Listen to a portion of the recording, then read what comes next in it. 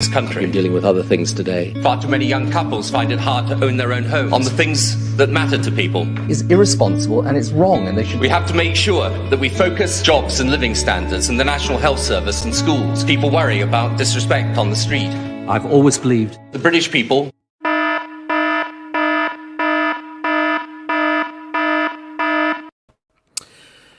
Well, hello everyone, and welcome to the thing that made me want to start Summer of Tone in the first place, which is the idea of rewatching the 1997 election.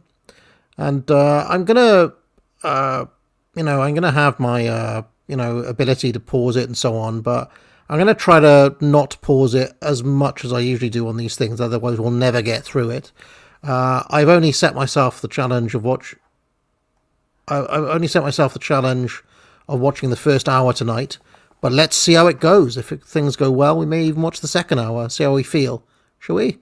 All right, so let's sit back and make a start. And responsible, allegedly. Have I got news for you on BBC 2 in 5 minutes? And that'll be followed Angus Deaton. by a 3-hour special from the election night armistice. Live and uninterrupted, this is BBC One.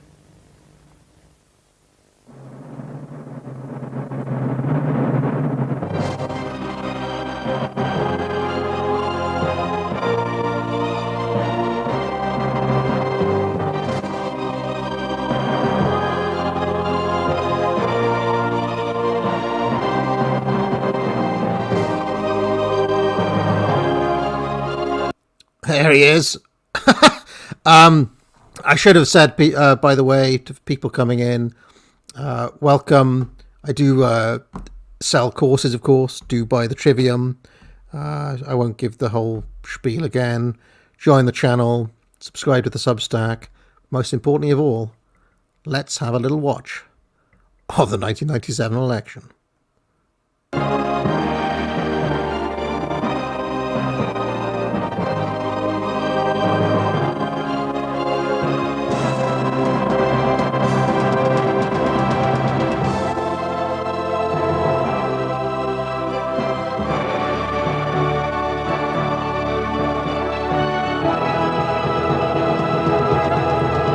The World Wide Web.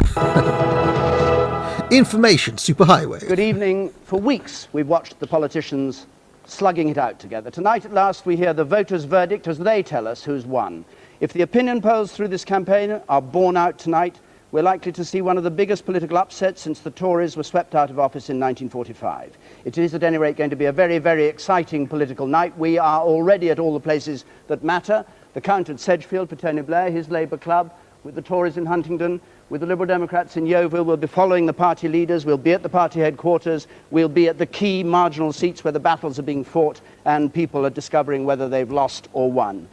In a moment, when the polls close, I'll bring you what I really promise is the last poll of this election, our exit poll based on talking to people today as they came out of the voting booths and said how they'd cast their vote. The last poll, that is, before we add up the real votes. All through the night, politicians will be coming here and be called to account by Jeremy Paxman. Yes, over the next 18 hours we shall have a succession of victors, vanquished and walking wounded up here to explain what went right, what went wrong. And I'll just say I've always kind of dug the utter smugness of Paxman, but over the years I've come to realise that he is very much, as you'll see, a kind of regime stooge at the end of the day is what Paxman is, but he does have this kind of arrogant air about him, which I appreciate as a pro wrestling fan. And what happens now in their respective parties. We'll be joined in a moment by Michael Portillo, with us already Neil Kinnock and David Steele. And here all the results are phoned into us from across the country. We don't jump the gun, we wait till the returning officer has announced them. We're not even going to guess the very safest seats. And when the facts are marshalled, they're given to Peter Snow, who will illustrate what's happened on the battlefield. Yes, David, and we'll be illustrating this battle for power in a more adventurous and inventive way than we've ever done before. And of course, the battle will be won or lost in these key battleground seats, all blue in the last Parliament, Conservatives defending themselves against Labour, the Liberal Democrats, the Scottish Nationalists, the Welsh Nationalists, and so on. And How many of these seats will Labour manage to turn red tonight, the Scottish National Party yellow, and the Liberal Democrats gold in their contest to cross Downing Street and open the door to number 10? As the results come in, we'll be looking at the hows and whys of this election and watching to see whose picture will be there on the stairs of number 10 above Margaret Thatcher's and John Major's. Will it be John Major again, or will this space be occupied by Tony Blair? I wonder. It's not just the way we vote that we'll be looking at, it's why we voted the way we did in different parts of the country. Our experts up there are looking at all of that, and Peter Kellner will tell all. And over here at the round table with me, Robin Oakley, the BBC's political editor, will be looking at the battles that lie ahead, and Professor Anthony King of Essex University will place this, which could well... All things were better, by the way, when every single position was occupied by an old white dude. I'll just put that there straight away. That is... I love the fact that every single person we've seen so far has been a white man. ...be the last general election of this century into context. And in addition to many correspondents, we have one special roving reporter tonight, Frank Skinner. Hello, David. We're in mid-air at the moment. Where are we, Alec? There you go. I might pop down for a cake. We're going to get to Leeds, Manchester, Birmingham. I'm going to get the word on the street. I'm going to supply a sort of a lowbrow, down-at-heel counterpoint to your intellectual analysis in the studio. So I'm sort of BBC's bit of rough for the night. And it's Proper lads. It's the late 90s. Got to have a bit of lad culture in there. still light in the north of England. Isn't that odd? We'll be back with him later on. And two battle-hardened correspondents back at the front line tonight, John Simpson at Sedgefield with Tony Blair and Kate Adie with John Major at Huntingdon. John. Kate Adie, of course, in the war zone for tonight. Well, this is Newton Aycliffe Sports Centre, which is at the heart of Tony Blair's constituency. And indeed, behind me, there is a definite air of excitement. People are expecting that the vote for possibly the next Prime Minister is about to be counted any moment, and there could be a turnout of 82%. And Kate Adie. Well, here in Huntingdonshire, the Conservatives are at least happily confident of re-electing John Major. It is one of the safest seats in the country. But on the wider scene, we're going to have to wait about 5 hours until we hear from the Prime Minister. I forgot how posh Kate Adie is, bloody hell. I want somebody to do a fact check. What was the actual turnout in the 97 election? 82% sounds very high to me. I don't think it was that high. Minister himself. Thanks, Kate.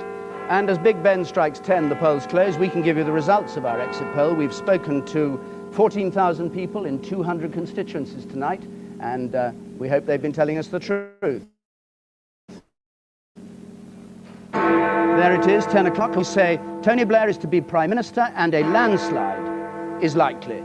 And reaction from Sedgefield already down there on the right in the Labour Club. All applauding there. It's like the Undertaker's bell.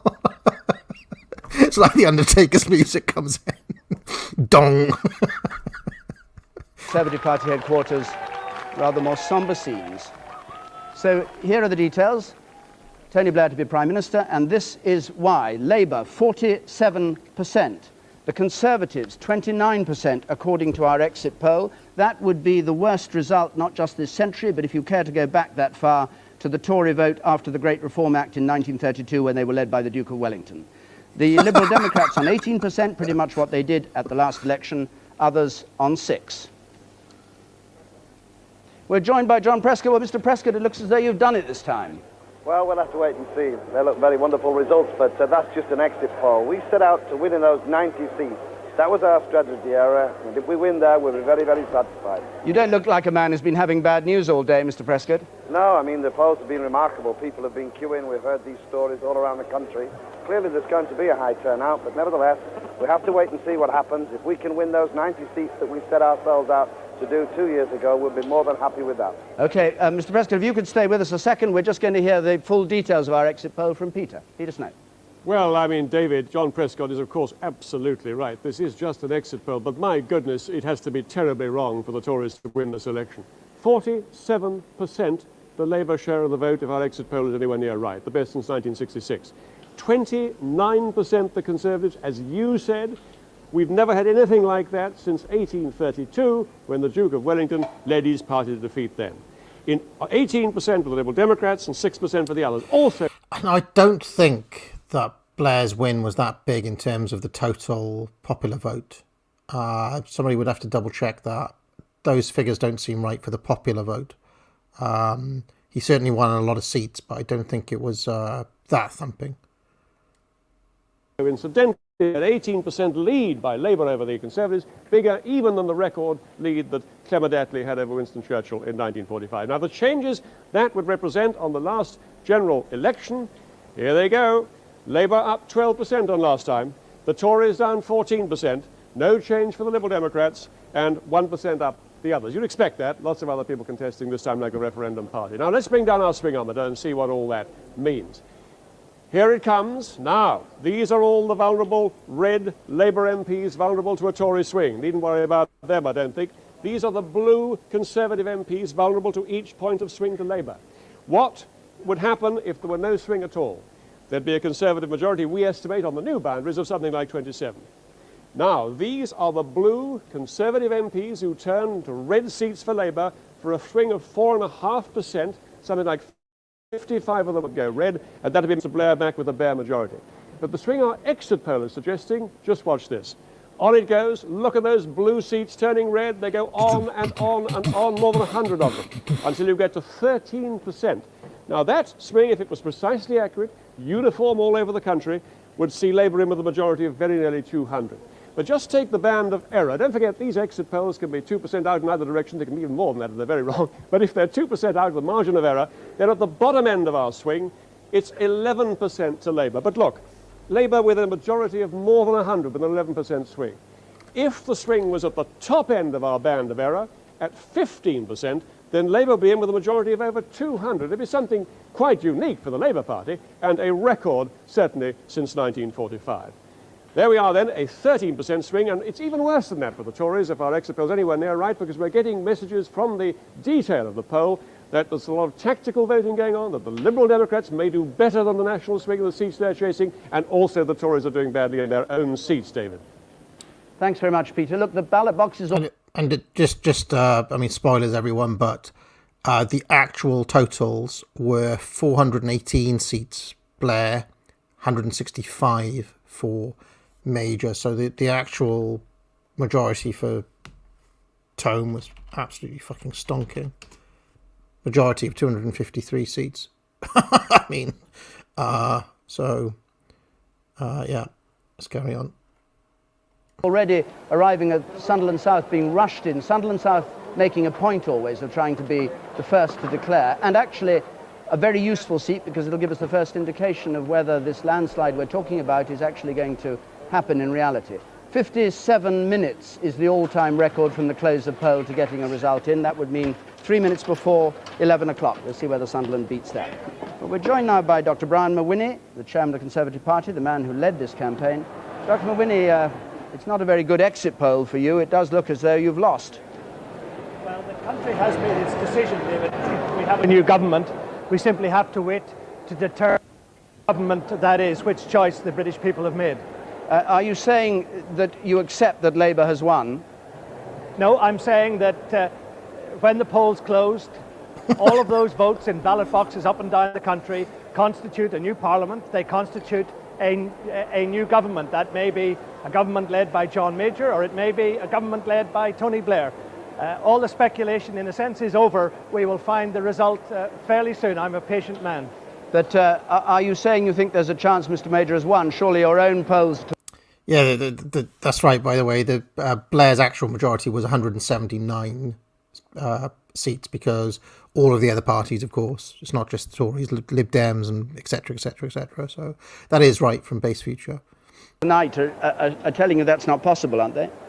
No, I'm saying that the people have already decided. We simply don't know the judgment that they have passed, but we will know it soon enough. Can you imagine the Democrats were running this? Sunderland wouldn't be allowed.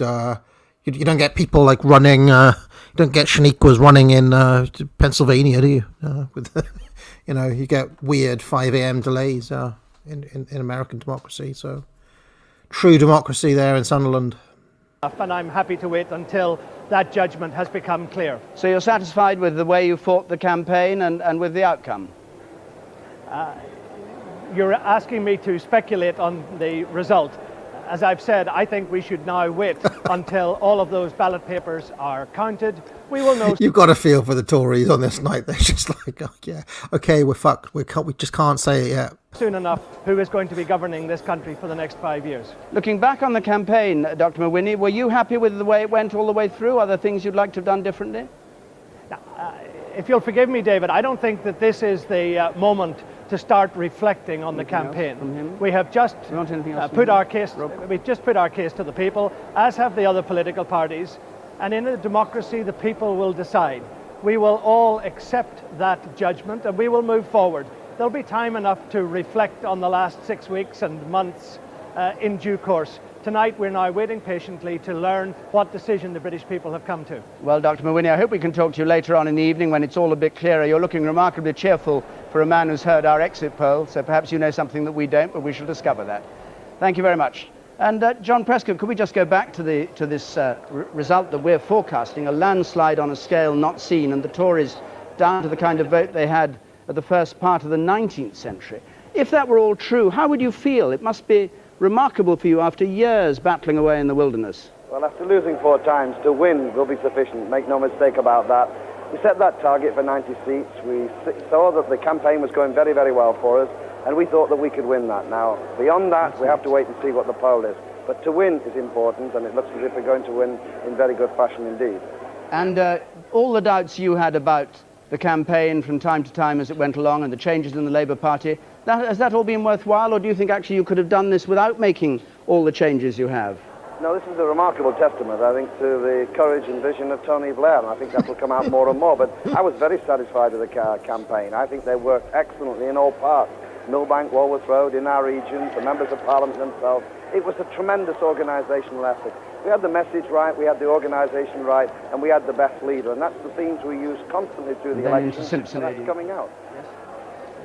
Thank you very much indeed, Mr. Prescott. I hope we hear from you again later on when things have become more clear. Certainly will. Thank you very much. I'm sorry if the sound was a bit bad on that from John Prescott, but we'll improve things, no doubt, as we go along. Now, I said we were going to be in all sorts of places. Let's just have a look at some of the places we're at. Right across the country, we're in the southwest, for instance, Camborne and Falmouth, and Banff and Buchan, up in the far north of Scotland, where the SNP leader is fighting his seat. We're in Wales, in Ynys Môn, in Folkestone, Michael Howard's seat, in Galloway and Stirling, where 2 Tory ministers may well be at risk. And at some of the more extraordinary fights, there have been some particular battlefields within the great battlefield that has been fought throughout the United Kingdom. We're in Tatton, where Neil Hamilton and Martin Bell have been slugging it out, and in Putney, where Sir James Goldsmith's billionaire intervention may have upset things, David Mellor defending the seat there. And we're going to be in hundreds and hundreds of places. Well, perhaps that's a slight exaggeration, but at least over 100 places throughout the United Kingdom. There they all are, waiting for us now, and we'll be going to them through the night with reporters, going to the counts and hearing the story as it comes through. Well, now let's go back for a moment to where we began, with John Simpson, with Sedgefield and Tony Blair. John, do you know now what exactly the plan is?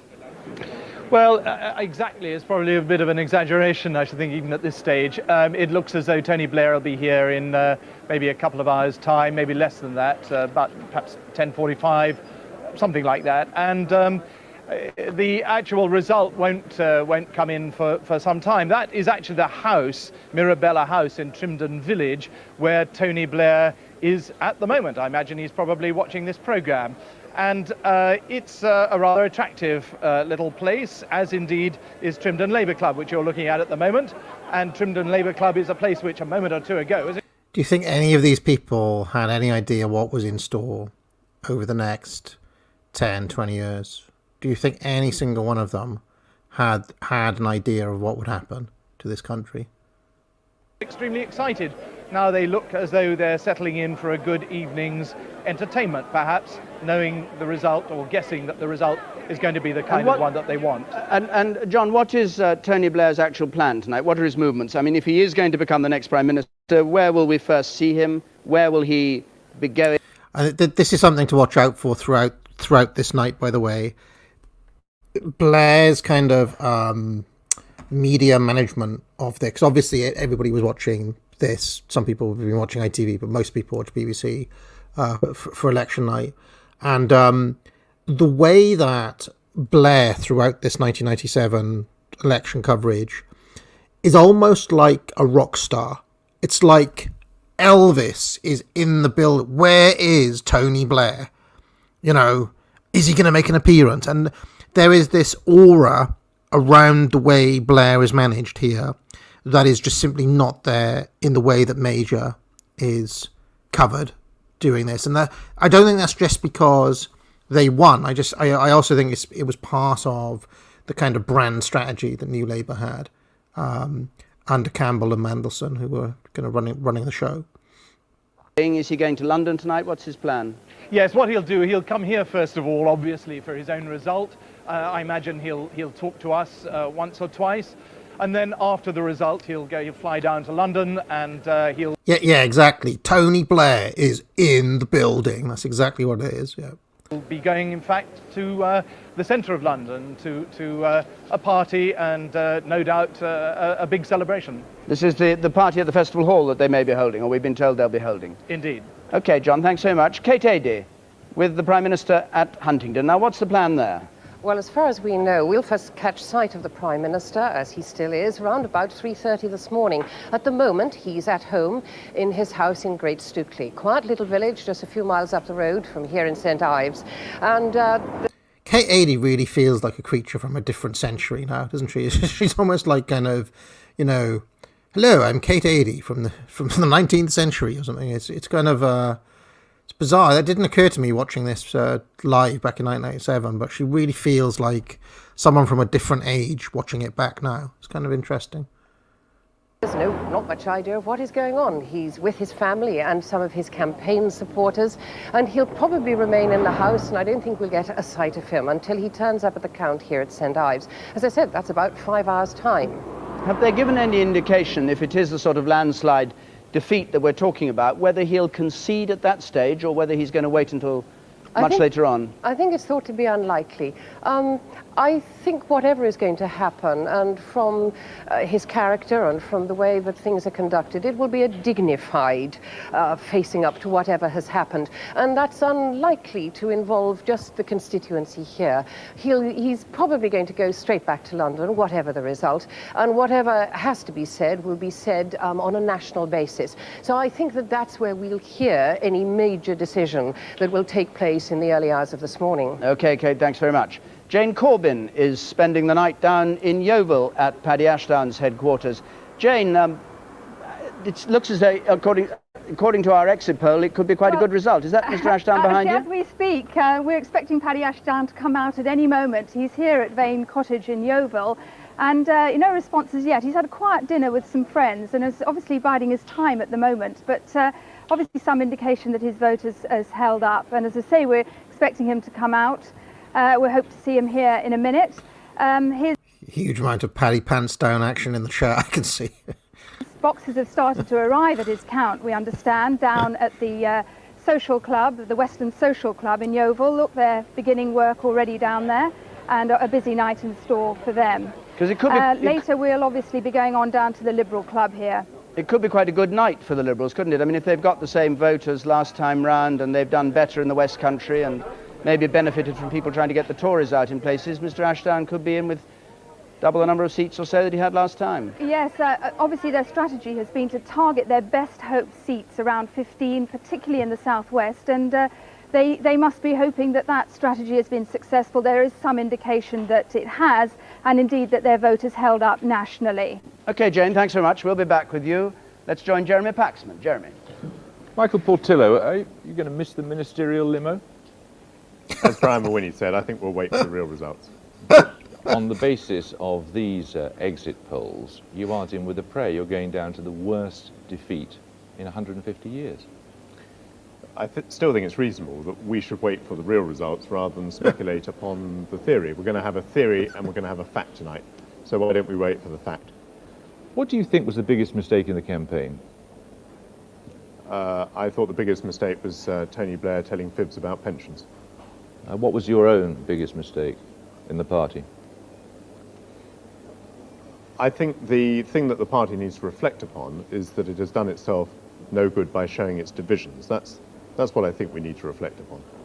Do you think that on the basis of this likely outcome, John Major can continue as leader? Well, we don't have an outcome yet, and when we do, John Major can consider that, and he won't need any advice from me. He'll consider it for himself. But when you talk about divisions in the party being damaging, these divisions were actually caused by people who shared your views about Europe. Well, I think it takes many to make a division, but the important thing is that parties do better when they're not divided, and that is obviously something that the party needs to reflect We upon. counted 254 personal manifestos issued by candidates of your party which took a different line to the official party line. Yes, I think then there is a happy medium. I'm really digging this interview. I don't know why. I'm getting off on classic Paxman versus Portillo, old school. Between the discipline that is required to keep a party looking credible and attractive to the electorate, and the Maoist imposition of control of thought and deed. I must interrupt you there, David. We go down to Yeovil because Paddy Ashdown's talking there. Let's Let's go go to us then to put. Did Portillo just talk about a Maoist imposition of thought and deed? You see, this is basically, we heard it right there. Labour undertone were organised. They had fantastic message discipline. They worked almost like a military unit, and we just heard it all there. They were disorganised. 100 MPs, 100 different manifestos, and Portillo basically talking about the idea of having a party manifesto as a Maoist imposition. Mental comment by Portillo. Whatever the verdict is, into operation in the next Parliament, and to bring the voters' wishes into the business of government. You say you fought a good campaign. What about, the BBC has you on 18%? I never believe opinion polls, whether they're good or whether they're bad, but 18% would be an extremely good result. Nick. Has there been any indication yet of how it's gone? As far as we can tell, and it's very difficult to tell at this moment, the turnout's been high, and that's a very good thing for democracy. In the Yeovil constituency, I understand perhaps as much as 80%. Apart from that, I would caution against predicting the results until we know it. But what I'm confident of is that the Liberal Democrats have got their messages across, have fought a very good campaign, and I think we're going to see a strengthened position for the Liberal Democrats. Our job now is to ensure that the verdict of the nation, the verdict of the voters, is put into operation in the next government in a responsible and cooperative way. Do you think your strategy of targeting certain seats has been successful? Sorry, Nick, I'll come to you in a moment. Would you be happy with the same number of seats as you've got at the moment, 25? I don't predict. Good bit of military discipline there of the journalist. Come to you in a moment, The outcome of the election, and I would caution against it. The opinion polls have been proved wrong in the past. We've only got a few hours to wait, and I'm quite happy to wait until the result, and I think it's important that we let the voters decide this rather than the press. Do you think it looks as if your strategy of targeting your best hoped seats has worked? All parties target. What we've done is put forward a very, very clear message to the electorate, and they've responded to it. If indeed the opinion polls are right, then we will have doubled our vote in the course of this campaign. That's a tremendous mandate for the things that we've been standing for: more investment in education, more investment in the health service, and we'll try and carry that through into the next government. I think that's really sufficient, folks. Thanks very much indeed. All the best. Cheers. Lukey. Michael Portillo, before we went away to Paddy Ashdown there, you were saying the big mistake in your party had been that you had appeared divided. If John Major is incapable of uniting the party, who would be? Well, what I said before was that a party needs to be united, and that's what the party needs to reflect upon. We don't know the result of the election yet, but whatever the result is, I'm sure the Conservatives could have done better than they will have done if over the last few years they had been more united. And therefore, what I'm saying is, the important thing is for the party to find the way of being united in the future. But didn't the divisions in your party start when John Redwood challenged for the leadership? No, I think they go back a good deal further than that. So you're riven from top to toe and have been for many years? No, we had one single disagreement on the single currency, and that matter, I think, made it more difficult for us to be a credible party presenting ourselves to the public. Whatever the result may have been tonight, I'm sure we could have done better if that... The Tories have always had this problem, by the way. If you look at them in power for the past 13 years, they're always on different pages. They've got this kind of mental idea that different people can have different ideas and still be in the same party. Fucking mental. No, You all have to have this. You all have to be like Tone's cabinet. Everybody with the same ideas. Everybody with the same message. Everybody with the same policies. This is why the Tory party always end up in what they call a psychodrama, because they're always disorganised like this. They're never on the same page. It has not been so. If you have gone down to this sort of defeat, can John Major stay as leader? We haven't got a result yet. John Major will consider the result when we have one. But on the basis of this prediction, it is likely that you will be one of the few cabinet ministers who keeps his seat. You, Michael Heseltine, John Major, but all those people like Michael Howard, Malcolm Rifkind, Michael... Spoilers, everyone. Portillo does not keep his seat, and that's going to be amazing when we get to it. But anyway. They will all have gone. Well, I'm not going to make any assumptions about the result, and I'm not quite sure why you're so impatient to do so. Michael Portillo, thank you. David? Thanks, Jeremy. Well, I wonder why we're impatient. We're not going to be impatient for too long, because the count is going on helter-skelter everywhere, all over the United Kingdom at the moment. But there is a slight drawback this year, that the councils in England, county councils, and some of the unitary authorities are also balloting today, and therefore when the ballot boxes arrive, the voting papers have to be sorted out between the parliamentary constituency and the council constituencies. It's going to mean that we hear rather more from Scotland, for instance, which is of course an interest. I mean, if nothing else, I thought it'd be lovely just to watch Britain in 1997. Everybody well-spoken, everybody white, no bloody like token diversity inclusions. Oh, let's go to Lizzo to see what she thinks. Let's go to this random black dude to see what he has to say, which is basically what watching the BBC is like now. It's just isn't it just nice and lovely and calm? This is what the country could have been. Oh well. Battle with the SNP there and in Wales before we hear so much from England, and Northern Ireland of course mainly comes in tomorrow. So but anyway, if 57 minutes is right, we should get something by the hour, by 11 o'clock with a bit of luck. But anyway, let's now have a look at what really matters tonight, which is the battleground, where this battle is being fought out. Peter. Yes, David, well, these are the seats that will decide it. Now, they're all blue here because the Tories won them in the last Parliament, but the opposition are on the attack here. What we've done is we've ranked these defensive Tory blocks of blue depending on the majority they had in the last Parliament. Eastwood in Glasgow, for example, a big 7,000 majority there for the Tories, so a shocking great big blue block. Here is Ian Lang in Galloway, for example, a rather smaller blue block. Down here, a very tiny tile of blue indeed, in Brecon and Radnorshire. The Liberal Democrats are chasing that seat. Now, let me point you to one, Tynemouth. Here's a typical middle-sized blue block. Swing required 5% for Mr. Blair to take Tynemouth. If he takes that, but not many more blocks above that, he's in with a tight majority. If he takes a seat like Scarborough and Whitby, wow, he's going to get a huge landslide. So what we can do now is we can just line up all these blocks like a great staircase, starting with the lower ones over there, right down the corner. There's all the low ones, and the staircase gets higher and higher and higher and higher. The mountains of Tory strongholds up on the right here. Let's bring them up so you can read them quite clearly.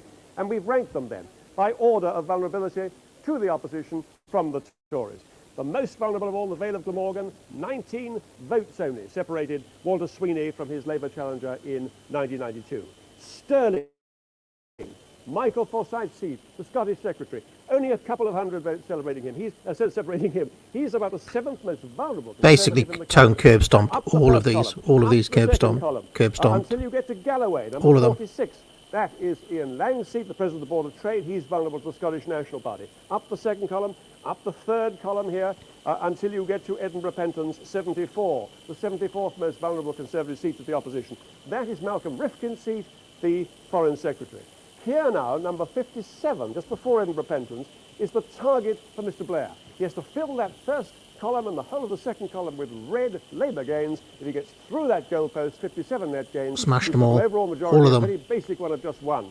If he gets up the third column, up the fourth column, capturing seats like Bristol West, William Walgrave's seat up here, then he's in with a landslide. And let's just see what our opinion polls suggest might happen. And I stress might happen. Even John Prescott was saying it might not happen. This is an exit poll. Let's see what happens. Start down the bottom corner, and there, going up the first column, the second column are the Labour gains forecast by our exit polls. They happen this way. Right up here, could happen into the 6th, 7th, the 1, 2, 3, 4, 5, 6, 7th column. We've even got parachutists here getting into incredibly safe Conservative territory over here.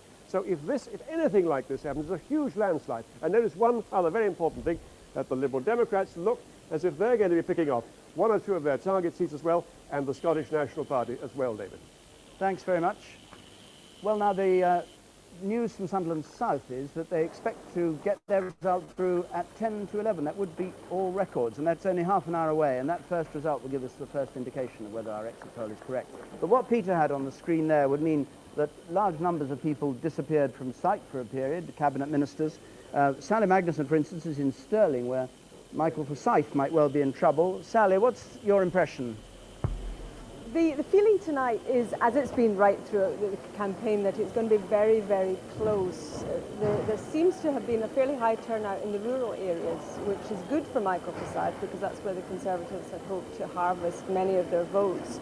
But the Conservatives themselves say that although they have managed to get their vote out, the size of what appears to be the national swing against them may just prove too much, even for such an amazing political Houdini as Michael Forsyth. I think at the end of the day, the SNP vote may be the key. They got about 14% of the vote last time. If their sympathisers have decided to vote tactically with Labour in order to get... Scotland, very different back then, of course. The SNP vote was basically non-existent, whereas now, of course, SNP dominates Scotland. It's one massive change in British politics since this era. Michael Forsyth out, then the chances are they probably have succeeded. Okay, thanks very much, Sally. Let's go to John Nicholson at Galloway. Ian Lang, who was Secretary of State for Scotland, now Secretary of Trade. Do you think he's in trouble? Well, he's certainly in trouble, David. I mean, all the signs are here tonight in Galloway that he's fighting for his political life. And here it's the SNP who are the major challengers. They held the seat between 74 and 79. Last time round, many thought that they'd take the seat, but Mr. Lang held on with a 2,400 majority or thereabouts. It's a high turnout here in Galloway. They think it's 70 to 80% today. But the signs have to be that the Nationalists are in a very strong position to take it. The Nationalists themselves believe that they've taken it, although they say they think they've taken it probably by a smaller majority than they were expecting. Okay, thanks very much. What about the Foreign Secretary, Malcolm Rifkind, in Edinburgh Pentlands? Gavin Hewitt is there. Gavin. Well, I think there is the prospect that the Foreign Secretary will end his career in politics after 23 years. At the weekend, the polls were putting him 8 percentage points behind. He believes his support has strengthened. This guy really has the vibe of like a grandstand kind of sports pundit or something for some reason. In the last few days, and indeed his agent said to us a few minutes ago that he was quietly confident. So I think we have a Foreign Secretary who's very anxious and just a little bit hopeful. Okay, thanks very much, Gavin. And now Sarah Nelson is at Bristol West. This will be a surprise one. William Waldegrave's seat. Do you think he's in trouble too? Well, the Liberal Democrats and Labour certainly hope so. What's interesting here... She's another Wood, I think. There's been quite a few. 80's a Wood. She's a Wood. And the Liberal Democrats are in second place. They need an 8% swing to take it. Labour are looking for an 11% swing to take it. I think William Waldegrave's best hope is that the other two actually cancel each other out. His vote may collapse, but unless the other two can beat one or the other, then he's safe. Have you got any indication of how it's gone? The Liberal Democrats say that their vote, they believe, has firmed up in the last couple of days, and they're looking very hopeful, but we've seen an awful lot of Labour supporters here too. The city is actually Labour controlled at the moment on the local level, so they're looking to this as really a feather in the cap. Incidentally, when they tell you the country was built on diversity and diversity is the strength, just look, this was only 1997, and you can have a look at these rooms. The images don't, you can just see that it just wasn't true in 1997. So, to top off what they believe will be a good night in Bristol for Labour. Sarah, thanks very much indeed. Let's have a look at how many members of Cabinet are threatened. Which ones in particular, Peter? Right indeed, and not just members of Cabinet, David. Top personalities standing under the cliff. Now this cliff the dicey doesn't. Quite hard. If the landslide suggested for Labour is anything like the proportions that it might be, even at the bottom end of our exit poll. Let's just have a look at some of these top personnel. We can call them dicey dozen, by the way. We're not suggesting a moment that their conduct has been dicey. It's their vulnerability we're concerned, the dicey position they're in. Look at Michael Forsyth, dicily placed just right under the shadow of this cliff. Only 200 is majority last time. Here's Edwina Curry, something like 1,200. She's Edwina shouldn't have had the affair with Major, should she? She's given up the game already. She's only got a 1,200 majority in Derbyshire South. Jerry Hayes and Harlow also very vulnerable. Giles Brandreth and Chester. We've talked about Ian Lang over here. Sebastian Coe in Falmouth and Camborne.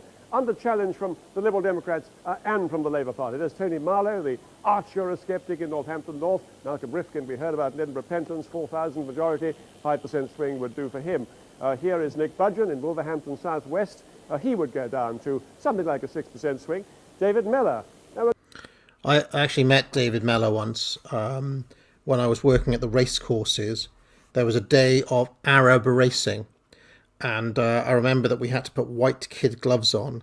It's the only time in my entire life I've done waiting, because I used to work on the pork sandwich stand. But on this occasion, we had to be waiting staff. And David Mellor was one of the people I served. And he was extremely boorish figure, actually. I was not impressed with him. Getting towards the end of the risk now. On the other hand, if we have a 13% swing, as our poll was suggesting, David Mellor would go down in Putney, William Walgrave would go down in Bristol West. Michael Howard, the Home Secretary, is really under challenge from the Liberal Democrats. And we put him on the end here just to illustrate the extent of the possible damage that could be done to the Conservatives. But if there were 9%... Notice, by the way, they didn't even see Portillo coming. Portillo was sitting there in the studio expecting to challenge for the leadership. So it's quite amazing, really. Swing to the Liberal Democrats and the Conservatives, which does look unlikely, then Michael Howard himself could be at risk. So you can see just how many top figures in the Tory party are endangered by what's happening tonight. David. Well, let's just have a look as a reminder at what our exit poll is saying. Remember, we haven't had any real results yet. We won't get one, we think, until 10 to 11. But this is what our exit poll is saying. A landslide is likely, bringing Tony Blair to number 10, and this is the share of the vote. Labour on 47%, the Conservatives on 29%, 18% for the Liberal Democrats like last time round, 6% for the others. That 29%, the worst result for the Conservatives since 1832, and that the result of talking to 14,000 or so people in 200 polling stations. So that is simply an exit poll based on what people have told us they did. And until we get the first result, to tell the absolute truth, we know nothing for certain. Let's go and join Fiona Bruce, who's at Trimdon, Sedgefield, which is Tony Blair's constituency. Fiona, have you begun to get a feeling there of whether they think that they've got the landslide that we've been talking about? I can tell you, when the results of the exit poll went up here, there was a huge... Fiona Bruce, still a word if you ask me. In fact, I reckon she's aged better. She looked somewhat lesbianic there. She looks better now, I reckon. cheer. People were standing, clapping, cheering. It was quite amazing. I think until that exit poll, obviously people here were pretty hopeful, but they felt a little bit superstitious. But I think now, with the result in, they're feeling very, very confident. I'm joined here by John Burton, Tony Blair's agent. How's Tony Blair feeling now? Well, I've been in touch with the office, Fiona, and he's very pleased, really. We can hear that pretty pleased behind. It's exciting times. How totally Labour is this dude, by the way? This is just a very old Labour kind of dude with his moustache and he just kind of stinks of working men's clubs, things like that, this dude. It's exciting times. Well, the exit poll, it won't be uniform across the country and there'll be variations, but it looks like a nice majority for Labour. Are you feeling pretty confident?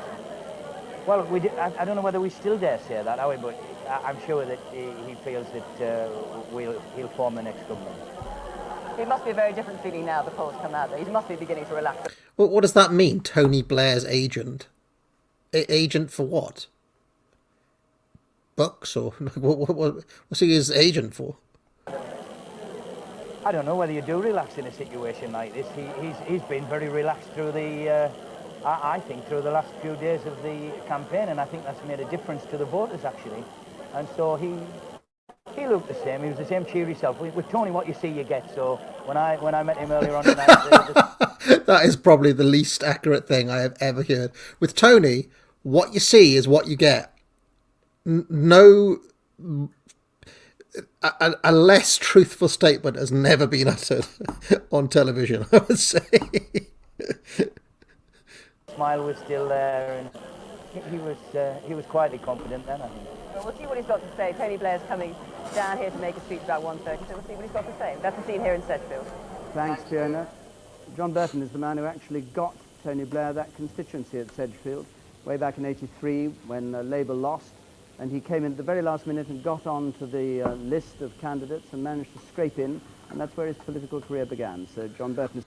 That's something that Peter Hitchens talks about, by the way, which is the very mysterious circumstances as to how Blair was sped into that shortlist for that seat in 1983. Still mysterious. Nobody knows. Somebody who Tony Blair talks to all the time, has been talking through this campaign while he's been running it up there, and Mr. Blair has been rushing around the country. Well, now let's go to the party headquarters. We're joined by Jeremy Vine, John Sopel and Carolyn Quinn. Jeremy Vine, first of all, at Labour Party headquarters at Millbank. What's the reaction been?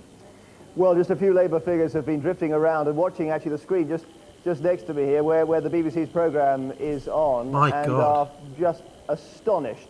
He's still around, Jeremy Vine. Currently suing people for accusing him of being a perv. But I think he's got a show on BBC Two. And every once in a while, my phone runs out of battery, or I use up my monthly allowance or something, and BBC Two comes on in the car, and it's always Jeremy Vine on there.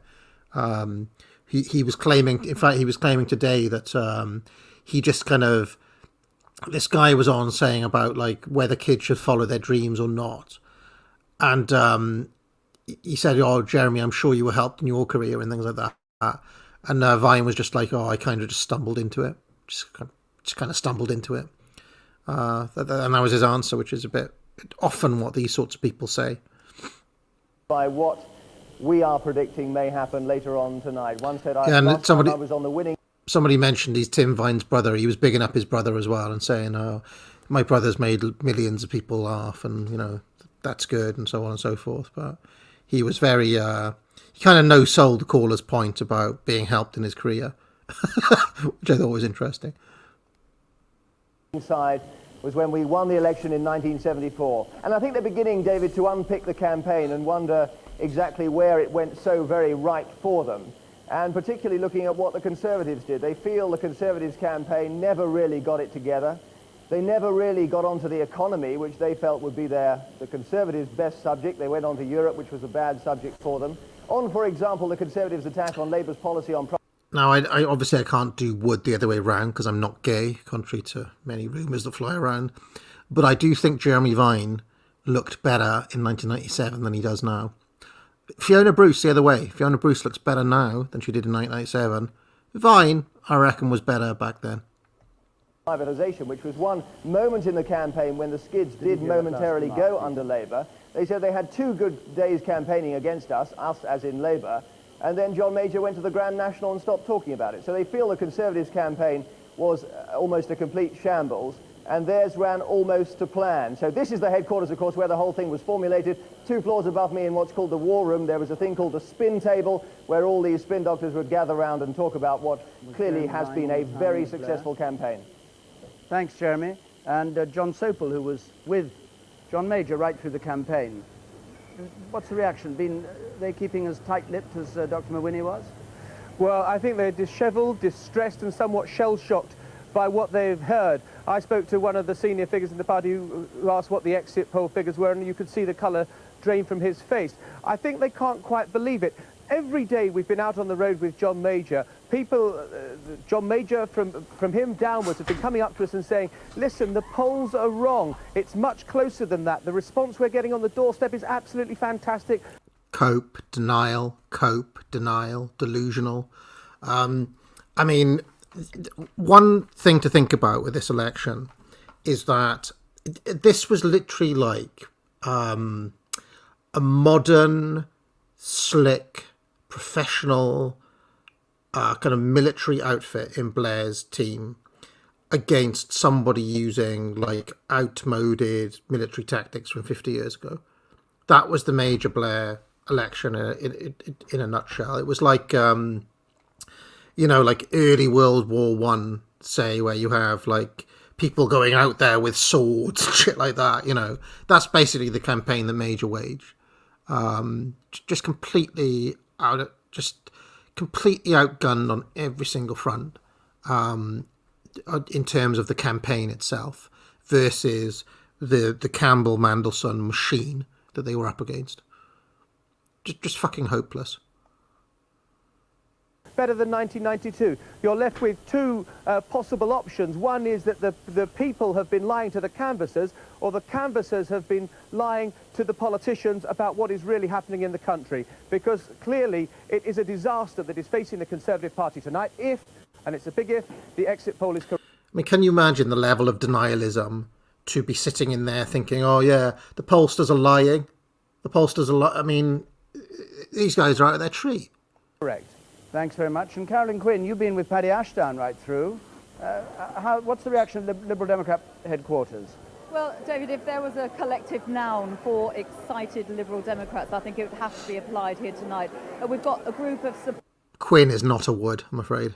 supporters and party workers here at Pizza on the Park in London. And just as in Sedgefield, as Fiona Bruce was saying, there was a huge cheer here when the results of the exit polls were announced. That 18% for the Liberal Democrats, they read as translating into a possible 40 seats for them. That's taking into account the drop in the Tory percentage. So they're terribly buoyed up here, I have to say. They were... Carolyn Quinn is a woman who watched Birds of a Feather, took a look at, what's her name, Sharon or Tracy or whatever it was, and was sort of like, I want to be like her. I want to be like, what's her name? Carolyn Quentin or whatever. She looks like... Birds of a feather to me. Very excited anyway before they came in here. And there's been a very upbeat mood in these past few days. Paddy Ashdown himself saying that he's much happier with the party's performance now Pauline than Quirk, at the that's same it. stage in the 92 election campaign. So I think a lot of enthusiasm here, a lot of excitement, and anticipating possibly 40 seats, although obviously no one can tell. Just one thing to say 15 of the Liberal Democrat target seats won't declare until about 3:30, so it could seem a bit slow to get going here, first of all. Carolyn, thanks very much. And if you could start a little competition for what the right collective noun is for excited Liberal Democrats, perhaps they'd like to think of one themselves and let us know later on. I'll talk to them now and see if they can come up with something. Maybe let them have a few more drinks first. OK, thanks very much, Carolyn. I mean, amazing. David Dimbleby actually knows what a collective noun is. He wouldn't need to take the trivium because he's already got fantastic grammar and so on. Whereas I reckon you could take the modern BBC presenters and they probably wouldn't even know what a collective noun was. Decline is real. Well, now let's join our roving reporter, Frank Skinner. Where have you got to? Oh, here we go. David, I'm in Harrogate and Knaresborough, and I'm with two blokes who really, really, really care who wins the election tonight. Hello. Good evening. Terry, it's not looking good for you with the exit polls, is it? Do you have other work? Oh, I have other work. I'm in the holiday business. I promote Florida homes and apartments. Are you keeping away from Europe? Absolutely, yes. So business is booming? Business is booming, yes. Well, so, this time next year, John Major could be working as a lookalike of you. Absolutely. That's yes, quite yes. possible. Now, Dean, if Labour do win, which it looks like they might, what will that do to your life? Wow, it's going to be very, very hectic. Have you got any work sort of lined up? Well, hopefully there'll be a fair on Sunday at Cardiff, at least. Eat your heart out, Terry. You missed out on that yes, one, mate. Right. Now, do you vote Labour, Dean? Do I ask? I do, yes. And do you vote Conservative? Of course, and always have done. It's a coincidence, isn't it? The I wonder if the Peter Blair look Stringfellow like is voted for terrible. Margaret Thatcher. Terrible. When did you first realise you looked like? I suppose it goes back to You when... just wondered why people threw eggs at you all the time. I've never had that kind of problem. Oh, good. Never. But it was 6 years ago when he first became Chancellor. And then following his appointment as PM, the rest is history, as they say. Yes. Had 6 tremendous years. Well, Fun. I'm glad you've enjoyed it, and you did your best. God bless you. So, you also, She's a wood. Saying. Dean, are a bit of a gold medal winning dancer. I am, yes. Is that right? Yeah. So this could be the one chance we get for the Dancing with the Enemy finish. So would you like to, as I sing Rock Around the Clock, let's go for it. Right. 1, 2, 3 o'clock, 4 o'clock, rock. 5, 6, 7 o'clock, 8 o'clock, rock. 9, 10, 11 o'clock, 12 o'clock, rock. We're going to rock around the clock tonight. We're going to... This is cringe. David, I Terrible. wouldn't like you to think that I'm Skinner. trivialising this election in any way. You know that, don't you? You can trivialise... Can you tell me, fact fans, deep law fans, what is Frank Skinner's lasting contribution to this channel? What is Frank Skinner's major influence on the Academic Agent channel? That's a question for all of you. Is it until we start getting results in, and then you'll have to play it straight, Frank? Oh, well, they can dance all night, I think. I'll just do hits from the 50s. Where are you off to next? I'm staying around here for a bit and talking to a few local characters. That's right, Get Out. Here's a Frank Skinner. Frank Skinner used to sign off in his on his radio show, Now Get Out, and I just thought it was cool, so I stole it. So, Of which there are many. And then I think I'm going to a ballroom dancing thing, and then to a maternity hospital. Well, you know, a usual sort of a Thursday night out. We'll see you again. The first child born under a Labour government, I suppose, for 18 years. Well, let's just go around and see what's happening out in the country. A number of prominent people have been arriving at their counts. Claire Short, for instance, there in Birmingham. And that's with her son, newly discovered son, who she'd had adopted many years back. Toby, who was a Tory and then said he would vote Labour, and he's wearing a red Labour rosette. And Barbara Follett, with Ken Follett, the writer, in weird. Stevenage. And she was a key figure in the early days of the revamp of Labour. Used to Folletize, it was called. That all was some time ago now. oh no! Don't kiss. Did they know we were Yes, watching? there's Mandy. And Oh, Hartlepool, Mandy. Peter Mandelson, who apparently narrowly escaped a terrible car accident yesterday, but he's the man who really constructed the whole of this campaign. He was responsible for every twist and turn of manipulation. He's known as the Prince of Darkness by his enemies. And there he is looking at the pager with messages coming through, probably saying, "You're on BBC One, smile." And they control these things so closely. And Ken Livingstone in Brent. Oh, yes, there he is. You can see the rosette, the yellow and red rosette. You can't see his face, unfortunately. There he is. A man who was on the left of the Labour Party, but was actually right through this campaign very loyal to the new Labour and its campaign. He's got a safe Labour seat there. So, there we are. We're still waiting for the first result. Did somebody try to kill Peter Mandelson the night before the election? What was that car accident? That's a bit fishy, isn't it? Come in. It's 3 minutes if Sunderland are to keep to their word. I haven't heard any news yet about whether they're going to be any later than that. But in 3 minutes' time, we should have the first result. Now, Tony King, if our exit poll is correct, this is a sensational night we face.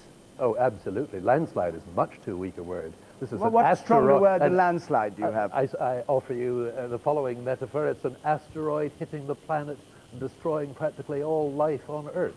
It is an extraordinary result. There's been nothing like it. If this is what's going to happen since the Second World War, there's really been nothing like it in this century.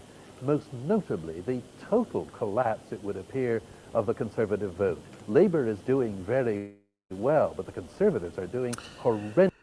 People who are wondering, where is Butler that we saw in the 1950s one? Unfortunately, Butler was over on ITV with Dimbleby's brother Jonathan in 1997, so we're not going to see him because he's over on the ITV coverage. Sad times, sad times. Tremendously badly, as you said a few minutes ago. It looks like being their worst night possibly since the Great Reform Act in 1832. I should say we're still talking exit poll talk. We haven't had any real results in. You have to stay with this programme. Now, I have to watch, right, what on earth is going on these monitors here? I mean, I kind of love the old monochrome monitors and things. It just kind of gives me memories of, like, you know, county council libraries and things like that. But what is this screen with just lines on it? What is the point of that screen? I'm really curious as to know what that screen was and what it's for. Until we get real results in, and then we can say whether our exit poll is telling the truth. Let's go around some of the interesting contests that have been going on. Vivian White and Rihanna Scipio, Gordon Brewer and Michael Burke. Vivian White, first of all, is in Tatton. Vivian, good evening. What's been going on in Tatton? Well, while you've been having your general election campaign, effectively we've been inhabiting an entirely different, a parallel political universe here. What in fact has been going on here amounts to a by-election on the single issue of the trustworthiness and the reputation of Neil Hamilton, the Conservative candidate. And that's been the issue chosen by Martin. Neil Hamilton, now mates with Sargon, of course. Neil Hamilton has kind of become, you know, he's adjacent to our spaces these days. And I'm pretty sure he's been on Lotus Eaters and talked to Carl. Bell, who of course has come here to fight that election. And it would have been extraordinary in any constituency, these events taking place, but here it's almost incredible. To give you a picture of this constituency, it's not just safe and settled and secure. This is a place where the Conservative Association headquarters in Knutsford is quite unashamedly right opposite the Rolls-Royce showroom. This isn't just a safe Conservative seat, it's an absurdly safe Conservative seat in ordinary circumstances, and made more so by the decanting of votes from the neighbouring constituency of Macclesfield by the Boundary Commission. And that means that there would be a mountain of 13,000 Tory votes to shift for them to win. But that's what Martin Bell's campaign are still claiming at present. OK, Vivian, thanks very much. Rihanna Scipio is in Exeter, where there's been a particularly bitter battle going on, hasn't there? Well, the count is well underway here. England has fallen. Of course, it's a key West Country seat for Labour. England has fallen. Indications are that the turnout here has been very good. Estimations at 12 o'clock today that they're 10% up on the 92 elections, which could be good for Labour's man, Ben Bradshaw, who is the first candidate to have disclosed the issue of his homosexuality before a poll. And he might need all the help he can get tonight, David, especially as his main opponent here is Dr. Adrian Rogers, who's campaigned strongly on family values and is staunchly anti-gay.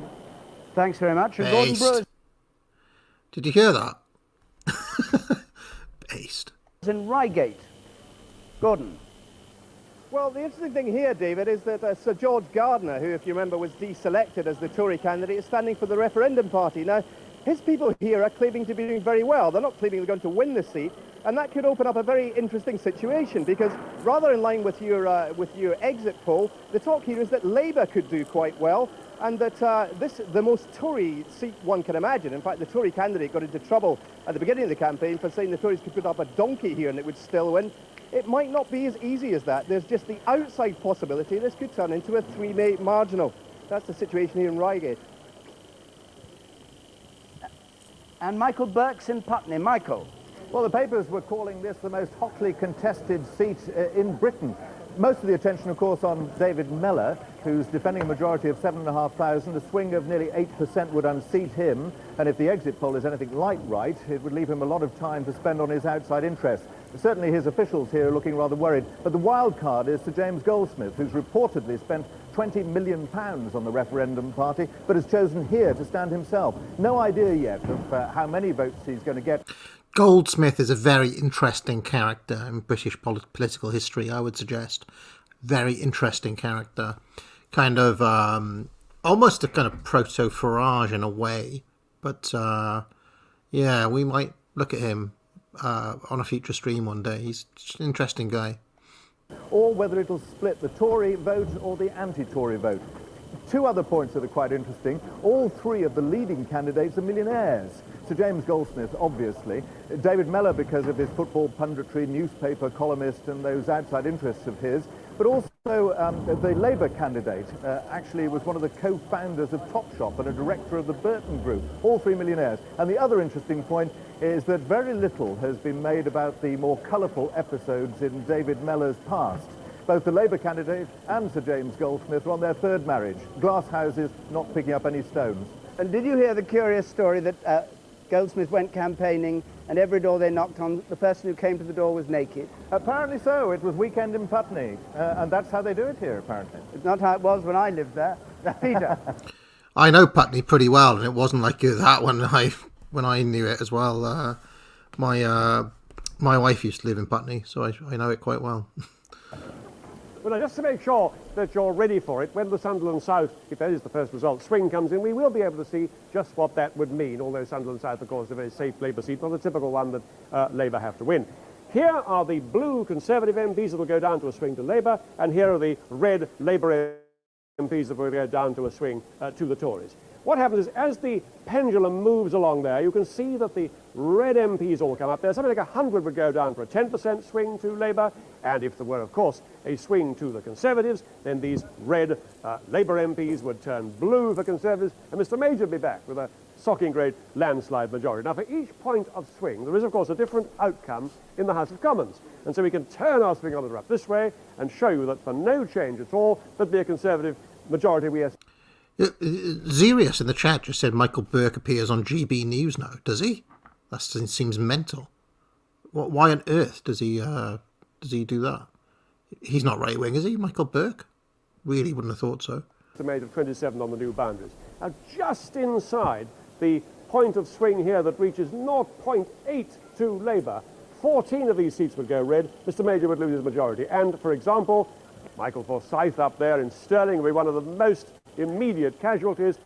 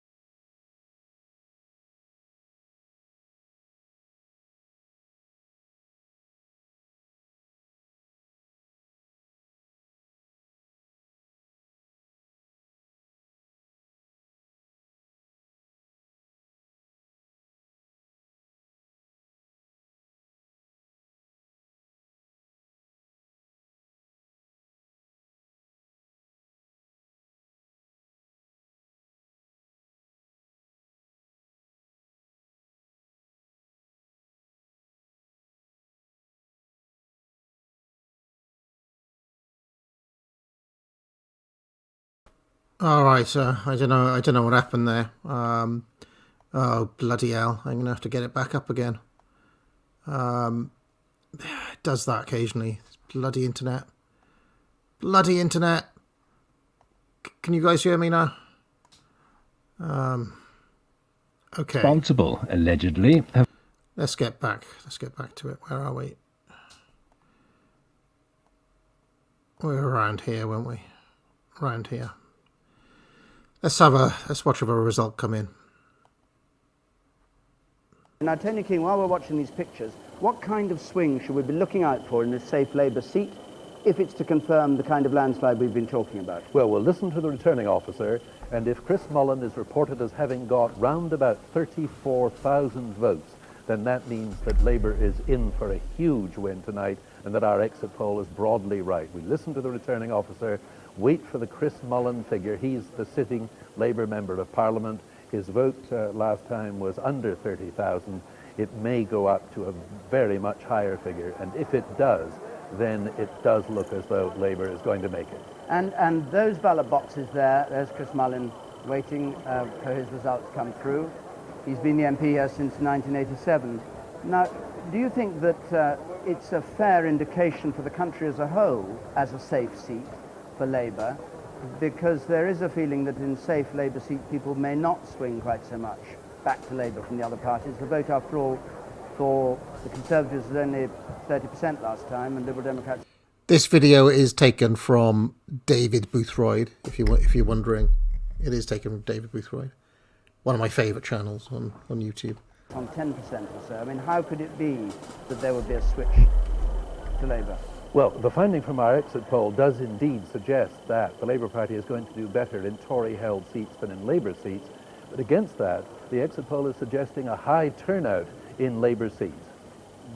The returning officer coming to the podium for this, the first result of this 1997 general election, a safe Labour seat, but what we're watching for is the switching in the vote, which will give us the first clue of whether Labour has done as well as all the predictions and the exit polls total number of suggest. votes given for each candidate at the election was as follows.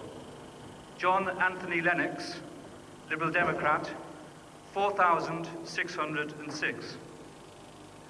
Christopher John Mullin, the Labour Party candidate, 27,174. Timothy John Schofield, Conservative Party candidate, 7,536. Margaret Ann McQuillan Wilkinson, UK Independence Party, 609. And that Christopher John Mullin has been duly elected to serve as the member for the Sunderland South constituency. Well, there's the result. Labour 27,000. We were talking about 34,000, but I think the turnout must be down. Conservatives on 7,500, the Liberal Democrats on 4,600. He holds it with a majority of 19,600. And this is the swing, the key figure we're waiting for, an 11% swing from Conservative to Labour, and that broadly confirms what our exit poll was telling us. We're in line for a Labour landslide. This is the first MP elected tonight. 18 years of Conservative rule are going to come to an end.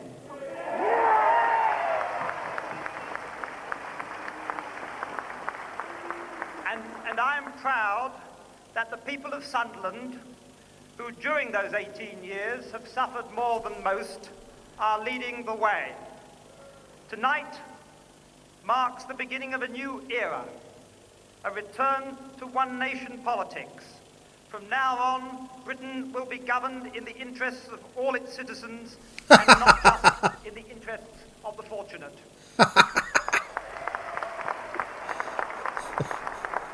You've got to be having a laugh. I thank the people of Sunderland for re-electing me. I thank the Sunderland South Labour Party for allowing me again to be their candidate. I thank my good friend Kevin Marquis, who's been my agent. Well, let's have a look at that result, Peter, and what it does to the swing and the exit poll that we've been using so far. This is the first result of the night. Indeed, the first real piece of proper result to grind our teeth into and see how it works on our swing on. There are the blue Conservative MPs. Guys, should we do the second hour? I'll put a poll on. Shall we do the second hour? We'll decide by democracy. It's going up past 5, 6, 7, 8, 9, 10, 11 in a safe Labour seat. A 10.5%. If so, I'll go and get. We think the swing will be greater. I'll refill my Pepsi Max here. Defending, and those are these very seats up here, these marginal seats. A swing like that would see Labour in with a majority of 100. If it's higher in the Tory-held seats, it'll be even worse. David. Peter, thanks very much. Well, let's go to one of the other seats that will be in trouble. Let's just have a look at the forecast. Wait a moment. On the basis of this, we've had one result in, and we confirm our forecast. Landslide likely. Sunderland South tells us that we're on track for a Labour landslide on a gargantuan scale. It means a lot of people in the Tory party are going to be looking anxiously at their results. Edwin.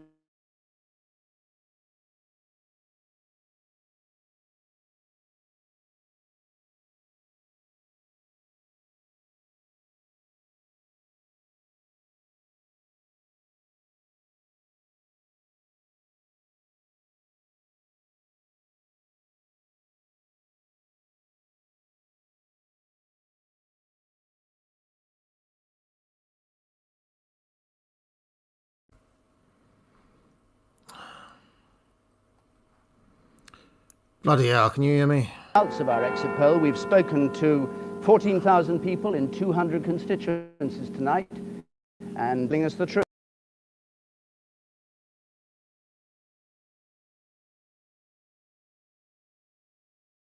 Oh bloody hell! It keeps on messing around this. Did we get the results of the poll? It seems like me. It seems like me getting up then caused an issue. We saw all this, didn't we? We're almost. Oh right, bit of Patillo Kinnock. Oh, this looks amazing.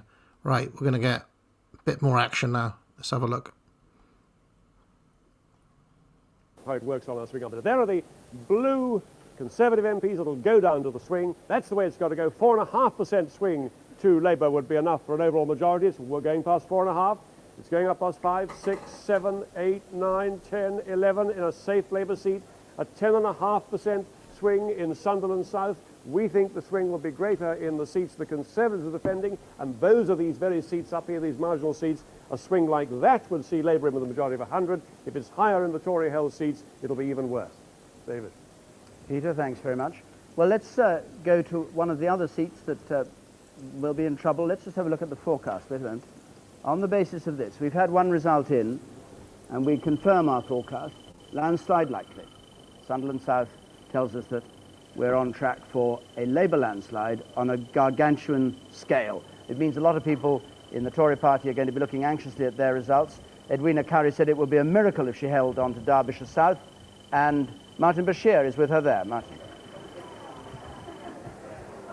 Well, we're rather hoping Martin Bashir's there. Edwina Currie's there, but Martin Bashir's not there. I don't know whether, well, we'll come back in a moment.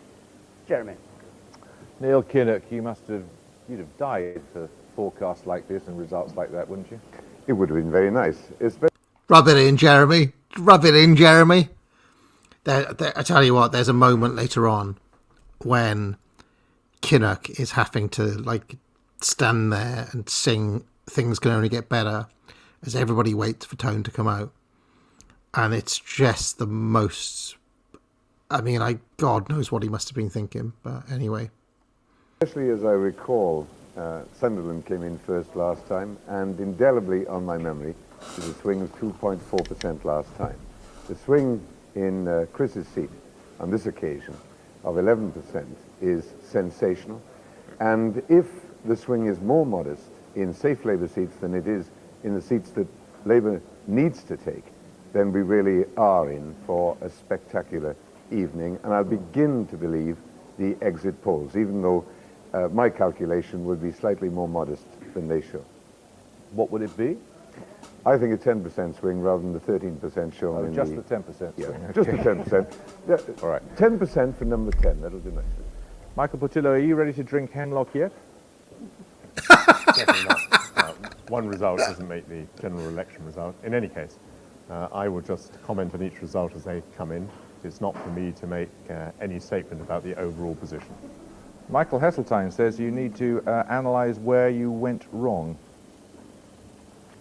Well, of course, if it doesn't work out well for us tonight, we would have to do that. What I hope we would do is do it in a considered, measured way over a period of time, emphasising the need for unity within the party. He's so smooth, isn't he? He's so smooth, Portillo. Got to give it to him. Look at that. Look at his hairline there. Amazing. And not jumping to conclusions. When you use the word if, we have, of course, to remember that you were the man who said the poll tax was an election winner. And you're not seriously denying the likely outcome at present. Well, I've just said to you that it would not be for me to make a declaration about the overall outcome. That obviously doesn't fall to me. But I'm happy to comment on each result as it comes in. The first one has shown a big Labour swing. David Steele, it's more difficult to predict how things are going to turn out for the Liberal Democrats for all sorts of complicated reasons. But from what you hear, how are things looking?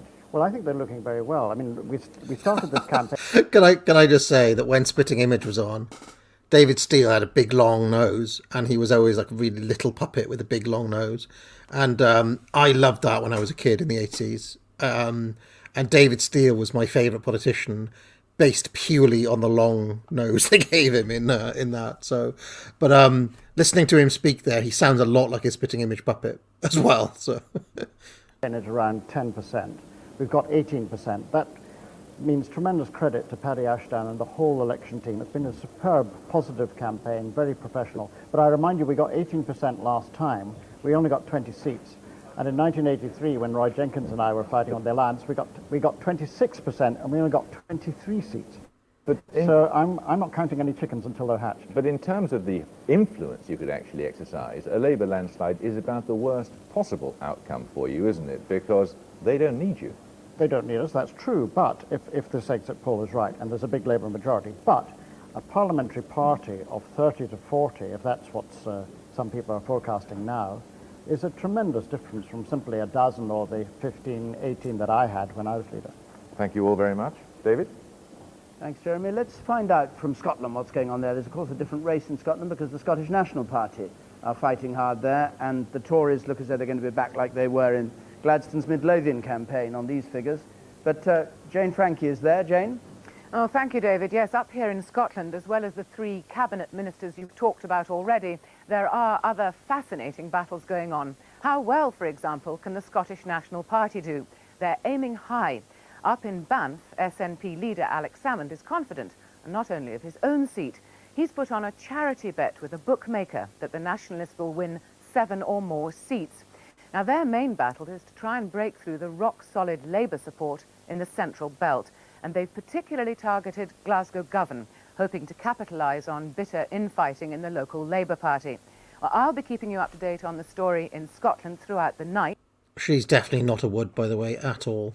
Also, I think that the suggestion from the person in the chat, given I've had so many internet issues tonight, is that we'll probably do the second hour and possibly even the third hour once my internet is fixed. I have the engineer coming tomorrow, so fingers crossed. I'll probably just go outside and smoke a cigar, even though it's midnight. I kind of like the midnight cigar. So, yeah, we're going to do that. Meanwhile, Kirsty Walk has news of another special election programme. Kirsty. Yes, I'll be telling the UK story from a Scottish perspective over on BBC Two for viewers in Scotland. Not a word. I've always hated this woman as well. I've always hated her. And in fact, such is my hatred for this woman that when Newsnight was presented by her, I wouldn't watch it back in the days I used to watch Newsnight. I've always hated her. Starting in about 5 minutes' time. As Jane said, it's going to be a fascinating night here. A small historical fact. The Act of Union between England and Scotland was signed 290 years ago today. On the basis of the exit poll, will the union be stronger or weaker after tonight? All that and more with me through the night over in BBC Two. Back to you in London, David. Thanks very much, Jane. Well, Tony, we've had one result in. The turnout was down, which is why it wasn't the raw figure that you gave. The prediction is online for a wipeout. The prediction is absolutely online. The swing at the general election of 1945, Labour's biggest victory ever by a very wide margin, was spot on 12%. The swing in a safe Labour seat, 11%. It does look as though Labour is on course for perhaps the biggest victory in its history. We heard Michael Heseltine saying that the Tories have got to analyse Robin Oakley, analyse what went wrong. Even though Michael Portillo was being a bit squeamish, what do you think is going to happen if it's a defeat on this scale? It's not so much a case of back to the drawing board as buy a new drawing board, I think, David. The Tories will be absolutely devastated if figures are on the scale indicated by the exit poll and confirmed by the first result that we've had. Obviously, it means that Mr. Major will depart, and probably fairly quickly, as party leader. But the Tories are going to have to face up to the fact that Labour have managed to successfully occupy the centre ground of politics, which is nearly always the way of winning elections. And there's obviously a very clear lesson for them in this, that, as we have always believed, divided parties don't win elections. It was interesting, Michael Portillo was saying exactly that, and if he stands as a leadership candidate, if John Major goes, it's clear his line is going to be unity. I mean, he has been rather more quiet in the last few months than he was before, hasn't he? Unity, unity, unity, as I think he put it in the fashionable triple back at the Tory party conference. Malcolm Rifkin there at his count at Edinburgh Pentlands. No clue from... I always thought Rifkin was a slime bag, by the way. Slimy character. Smarmy character. I don't like Rifkin. He looks fairly cheerful. He looks fairly cheerful, but then he's a stoic politician and a Scottish lawyer to boot, so probably he can he can put on a good face. We don't know what his result is. We haven't had any indication. It was thought that he possibly might hang on in Edinburgh Pentlands. Let's see how things stand at the moment then. We've had only one result in, and we're forecasting Tony Blair to be Prime Minister with a landslide. Blair there before the dark side riddled all his features and made him the man that we know and love today. That was naive, pre-dark side Blair. We're saying it'll be the lowest share for the Conservatives since 1832. Purists may say that's not the United Kingdom, but Britain we're going back to, but I don't think it makes that much difference. That's since the Duke of Wellington led the Tories after the Great Reform Act. And Labour is predicted to gain the biggest swing to any party since 1931. John Prescott, the Deputy Labour leader, said this is a remarkable testament to the courage and vision of Tony Blair. And Michael Heseltine, the vision of Deputy Prime Minister, speaking on Radio 4, if the polls are right, and we have actually lost, then there have to be a lot of questions asked and a lot of answers produced. Well, that at least means that the discussion can start tonight. Paddy Ashdown, the Liberal Democrat leader, we've put forward a very clear message to the electorate, and they have responded to it. They've been doing rather well, 18% what they got last time, but they think their seats may be up. Certainly at risk as the night runs through, and we'll be at these counts and hear from them if they lose or indeed if they win their seats. Malcolm Rifkind, the Foreign Secretary, Ian Lang, the Trade Secretary, Michael Forsyth, the Scottish Secretary, and William Waldegrave, Treasury Chief Secretary, or Chief Secretary to the Treasury, as is more normally put. Tony Newton, the Leader of the House of Commons, Roger Freeman, the Public Service Minister, the Environment Secretary, John Gummer, and the former Heritage Secretary, MP David Mellor in Putney. Now, Krishnan Gurumurthy was talking a moment ago to Lord Archer, who was going to be giving a party tonight. I don't know whether he still is or whether he's cancelled it after he heard our exit poll, but let's join him. Well, with me now is Lord Archer. Lord Archer, you're holding a small dinner party this evening. Is it a wake? Certainly not. We don't even know the results yet. Well, we have a good indication from the exit poll, at least. What's your reaction to that? Well, it's a landslide according to that. I remember the exit poll last time, and it certainly bear no relation to the actual result several hours later. But you're not expecting the same result as last time tonight, no, are you? I think that is unlikely. I would agree. And so how do you think it's going to go? It's hard to tell at this point, but I would suspect we are set for a Labour victory. And what do you think that means? That means 5 years of Labour power. What does it mean for the Conservatives? Well, we will have to regroup. We'll have to reconsider our position, and we will have to make sure we're good in opposition. And I suspect, having handed over the strongest economy in Europe, and indeed one of the biggest successes of this century, we'll have to see, with the Labour Party starting with such a good start, such advantages, what they do with it. Well, you've been saying Britain's booming, don't let Labour blow it. Are they going to blow it? Is Britain going down the tubes now? I hope they don't blow it. If that is the result, if Mr. Blair is the Prime Minister, I wish him every success, and I congratulate him on his victory. And of course we will attempt to be good in opposition, something we haven't done for a long time. We don't have the experience of the Labour Party in opposition. Spoilers, ladies and gentlemen, they were fucking terrible in opposition, demolished themselves. We had the 13-year New Labour Reich, and the Tories transformed into little miniature versions of Blair. That is actually what happened. But then they don't have our experience in government. And who are you backing for the lead? Well, now, a deputy chairman of the Conservative Party, the man who wrote the House of Cards, and the man who incidentally was involved in all the negotiations about the debate, which you remember we were going to get. We don't, not yet on the record exactly how it fell apart, but anyway, we were going to get this great debate between the two party leaders, or the three party leaders. Anyway, he is there, Michael Dobbs, and he's with John Sopel. Mr. Dobbs... And there it is, ladies and gentlemen. There it is. So I think, given my ongoing internet issues, it's probably just sensible and Tony-like not to do the second hour, because it's just annoying when it keeps on going out all the time. But yes, there we are. There's been a couple of super chats. Lady of Shalott says Peter Snow on Newsnight hated Britain so much that he referred to the Falkland Island as the Lost Malvanus, the RG name for the islands during the war. I mean, I will say that I reckon a lot of these journalists secretly voted Labour on this election, or not so secretly. And you can generally tell because Do you remember Dimbleby on the night of Brexit? It was like a bloody bomb had dropped, where he's notably chipper on this particular evening. So you can always kind of tell that when the journos themselves are happy or not. Odin says, what was the lead up to this election? How bad did the Tories mess up in their 4 terms? Well, I think it's less about the 4 terms and more about the major government from 1992 to 1997. Thatcher was a fucking beast, and she won 3 elections in a row. And she would have won in 1992. She would have. John Major defeated Neil Kinnock in 92. Thatcher would have won that election had the Tories not knifed her. This is just a fact, right? But the Tories knifed her over the issue of Europe and the single currency. But basically, and that's where Major was put in, and basically the Labour, the major government was. I mean, you've heard it all here. They were hit by a lot of sex scandals. They were fucking shambles. They were, you had MPs kind of messaging against each other. There was all the typical Tory stuff that you see now.